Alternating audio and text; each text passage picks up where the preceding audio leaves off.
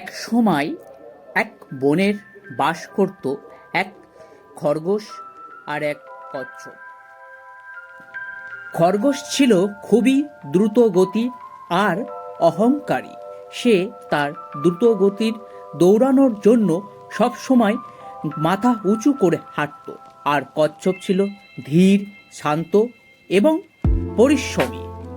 একদিন খরগোশ সবার সামনে কচ্ছপকে দেখে হাসতে হাসতে বলল, এই কচ্ছপ, তোমাকে দেখে তো মনে হয় তুমি আজীবন চললেও তোমার গন্তব্যে পৌঁছাতে পারবে না। কচ্ছপ নম্রভাবে বলল, আমি তোমার মতো দ্রুত গতিশীল নয়, কিন্তু পরিশ্রম আর ধৈর্য আমার শক্তি। পরিশ্রম আর ধৈর্য দিয়ে কি হবে? সাহস থাকলে আমার সাথে দৌড় প্রতিযোগিতায় জয়ী হয়ে দেখাও। বনের সকল প্রাণী এসে জড়ো হলো। স্থির হলো একটা দৌড় প্রতিযোগিতা হবে। রুট ঠিক হলো বনের এক প্রান্ত থেকে দ্বিতীয় প্রান্ত পাহাড়ের পাদদেশ পর্যন্ত। ঘন্টা বাজলো, শুরু হলো দৌড়। খরগোশ শুরুতেই বিশাল গতিতে ছুটল। কচ্ছপকে পিছনে ফেলে খরগোশ অনেক এগিয়ে গেল। কচ্ছপ তার নিজস্ব ধীর গতিতে এগোতে থাকলো, নীরবে, স্থিরভাবে, হাল না ছাড়া প্রচেষ্টায়। ওদিকে খরগোশ অনেক এগিয়ে গিয়ে একটি বড় গাছের নিচে এসে দেখল কচ্ছপ অনেক পিছনে। সে মনে মনে বলল, বাহ, এত সহজ প্রতিযোগিতা, একটু বিশ্রাম নিই, তারপরে আবার দৌড়াবো। গাছের ছায়ায় সে শুয়ে পড়ল, হালকা বাতাস আর ক্লান্তিতে।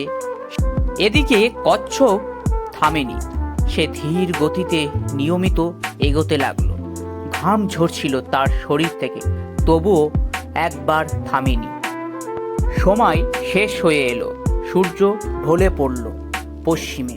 কচ্ছপ অবশেষে পৌঁছে গেল নির্ধারিত পাহাড়ের পাদদেশে। ঠিক তখনই ঘুম ভেঙে খরগোশ আটকে উঠে দৌড় দিল, কিন্তু ততক্ষণে কচ্ছপ ইতিমধ্যে ফিনিশ লাইনের পা রেখেছে। এদিকে কচ্ছপ থামেনি। সে ধীর গতিতে নিয়মিত এগোতে লাগলো। ঘাম ঝরছিল তার শরীর থেকে, তবুও একবার থামেনি। খরগোশ সেদিন থেকে সে বুঝতে পারল যে জীবনে শুধু দ্রুত চললেই হয় না, নিজের কাজের প্রতি ধৈর্য রাখাও জরুরি। এই গল্প থেকে আমরা এই শিক্ষা পাই যে অহংকার পতনের মূল কারণ।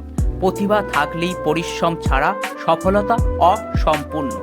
কখনোই প্রতিপক্ষের কে ছোট করে দেখা উচিত নয়। গতি নয়, লক্ষ্য ঠিক রেখে এগিয়ে চলাই জীবনের আসল জয়।